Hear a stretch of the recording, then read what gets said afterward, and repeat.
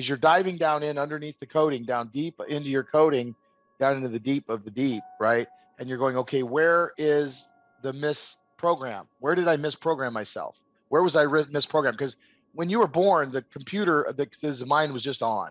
And everything was just coming in. So you were making meaning out of things that you didn't even know, and your mind didn't know it was making meaning. Well, over time, what happens is you imagine that you're like a candelabra, like, right? And each time you go, oh, this is what this means.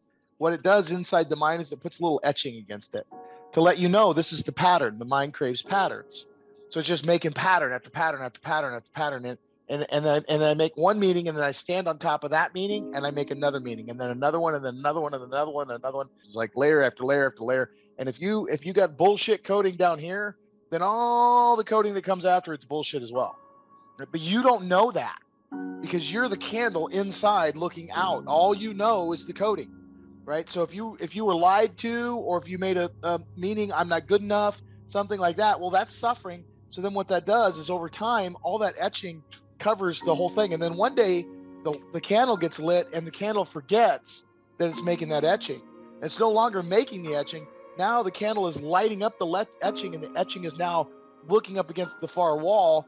And the candle doesn't know that the etching is now the reflection that it's seeing. It's just seeing, you're just seeing all the patterns from your mind being projected. So it's, when they say that, it's yes and no. It's not as woo-woo as you think it is, and it's more woo-woo than you could ever understand, kind of thing, right?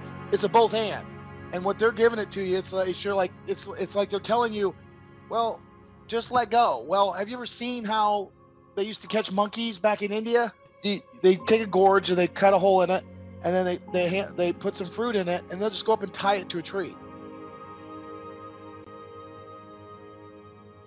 And the monkey sees them doing this. Like, and monkeys being monkeys are, we're curious, we're monkeys, we're hairless monkeys, that's what we are, right? And the monkey goes up, he puts his hand in the tree, up in the gorge, and he goes to pull it out. And since he goes his hand around the fruit, well, now he can't get his fucking hand out. Well, the monkey doesn't know because he can't see the hand.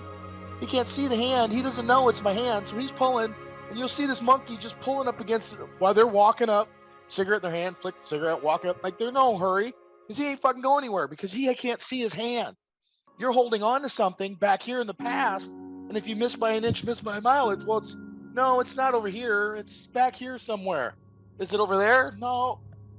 And and you got to be able to see it and go, oh, shit, that's why I'm holding on to that. And it should get to a place where everything makes sense.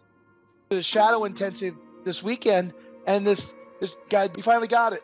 Everything in my life has been built around shame. Everything in his life, every decision he's made, either to do something, not to do something, whether he feels good about something, whether he feels bad about something, how he gets driven to do something, like in the core of him, way down deep underneath, even what he even knows is there, is this shame-driven engine that every time how much shame do I've got enough shame to push me across the street, and then it's going to stop me. Perfect. Okay, great. And then he suffers through the shame consciously, but he doesn't know that he's the one causing the whole suffering. He's using the suffering to drive him forward, which is then costing him. It's like hitting the gas and the brake at the same time. It's kind of like that's what he's doing. But he doesn't know that, right?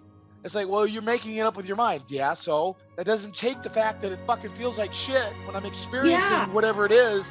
You know what I mean? It's like, you're not fucking helping me at all. Thanks a lot, Mr. Esoteric, right? They're missing if you miss by an inch, miss by a mile, they're missing the piece between the woo-woo and the strategy that says, oh, that's how I do that.